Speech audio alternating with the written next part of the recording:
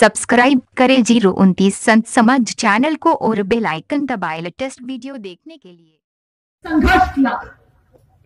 हमें कोई बात करे सड़का तेजे आते ये घनी सारी मांगा थे राखी पहली कोई सड़का ही कोई धोली कोई काली कोई अट्टीबा उस जमाने में निकलकर एक लंबा ऐतिहासिक संघर्ष किया।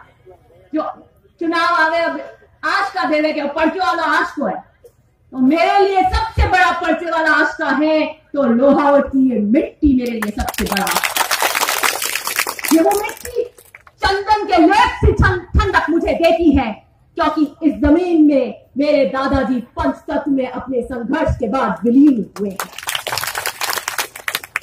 लाहौर की पावन धरा पर आज की इस ऐतिहासिक सभा में जब मैं आई हूं माननीय अशोक जी गहलोत के पास साथ, तो मेरी अनेकों बचपन की स्मृतियां एक जवार की तरह ज्वलंत होकर मेरे सामने आ खड़ी हुई। अभी मैं उनको बता रही थी कि 2010 के अंदर इसी तरह मैं हेलीपैड पे आपको रिसीव करने आई थी।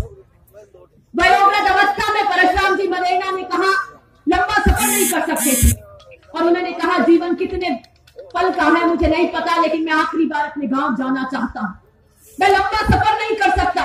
मेरे पिता ने यह इच्छा मुख्यमंत्री जी को बताई और उसी शाम वो मदेना साहब से मिलने आए। मदेना साहब ने उन्हें कहा कि मैं गांव जाना चाहता हूं लेकिन मैं लंबा सफर नहीं कर सकता।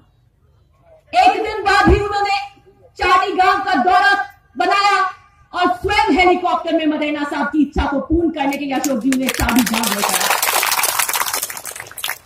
200 विधायक राजस्थान के अंदर जीत कर जो आए हैं, 100 कांग्रेस के और बाकी अन्य दलों के, सबसे लाड की अगर कोई विधायक है उन 200 विधायक में अगर अशोक जी की, तो लाड के काजे की कोटड़ी में अगर कोई है तो मैं ये बड़े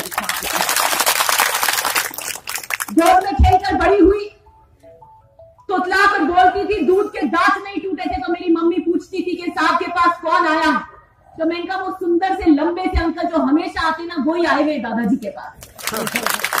थोड़ी उम्र बढ़ी तो ड्राइंग रूम खोलती थी, मदेना साहब के कमरे में जाकर एक ही व्यक्ति था जिसको मदेना साहब कमरे में बुलाते थे, वो अशोक जी गहलोत थे। तो उनको कमरे में ले जाती थी, उनसे बात करती थी, तो उनके पगों में मैं खेलती रहती थी। 5वीं तक मैंने जोधपुर में कक्षा करी, उसके बाद दादाजी मुझे जयपुर ले गए। मेरे पिता को कहा ये थोड़ी चंचल है, नटखट है, घर सूना है, छोटे बच्चे को ले जाऊंगा तो घर में रौनक हो जाएगी, तो मुझे जयपुर ले गए। और जयपुर में जब ये दूसरी बार मुख्यमंत्री बने तो निरंतर किस तरीके से वो अध्यक्ष थे विधानसभा के, निरंतर घर पे उनसे संवाद करने आते थे। तब मैं 8वीं 9वीं 10वीं कक्षा में पढ़ती थी।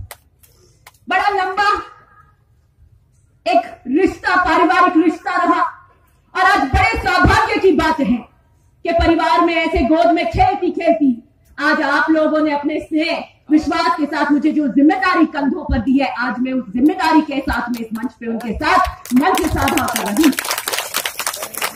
50 साल में पीढ़ी दर पीढ़ी आपका और हमारा ये अमृत रिश्ता चलता आ रहा है। ये रिश्ता स्नेह का, प्यार का, विश्वास का, और मैं आपको विश्वास दिलाती हूं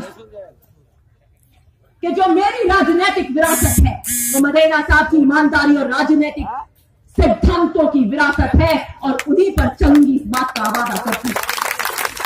क्यों लाडरो चाकर हो गए बिना गना हारा खिलावे करे, तो मैं लाड रही हूं।